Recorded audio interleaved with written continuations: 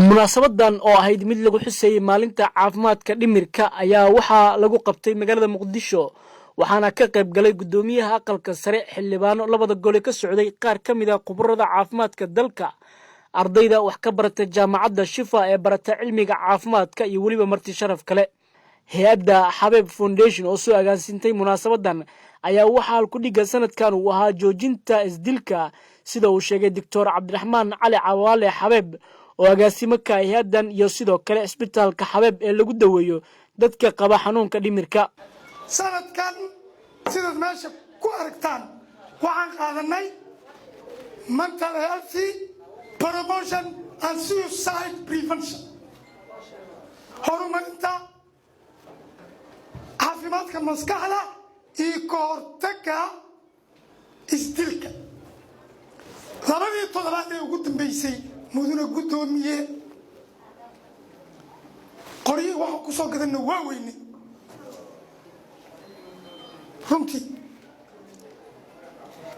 isteli meesha murale tawlafinti oo ka haray ismii ayaan shidaynay qoryo qaali ah harabna marka contribution fundraising ayaan ka rabnaa inna hoos suubiyo hadduu yahay golaha shacabka iyo hadduu yahay aqalka sare mushaar baa qaadataan in meel noola saaro 3,000 way nagu filan tahay cuntada bukaanka iyo daaweynta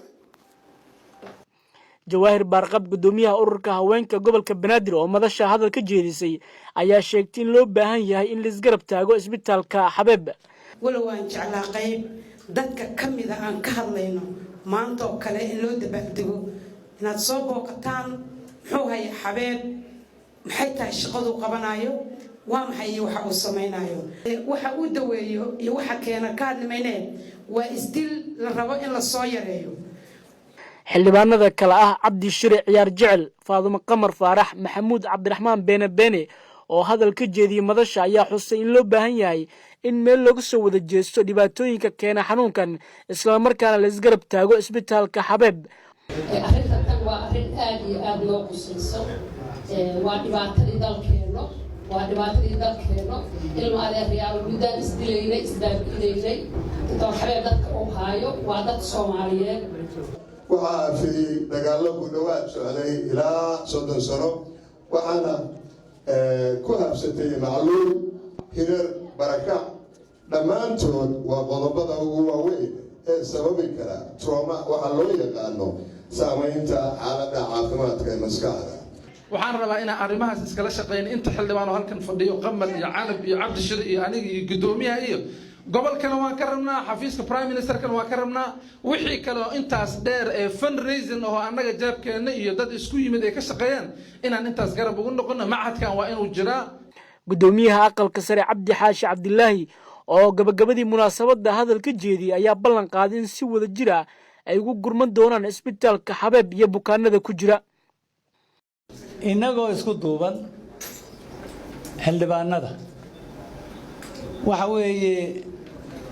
guddoonka xaggaas iyo aqalkan sare labadaba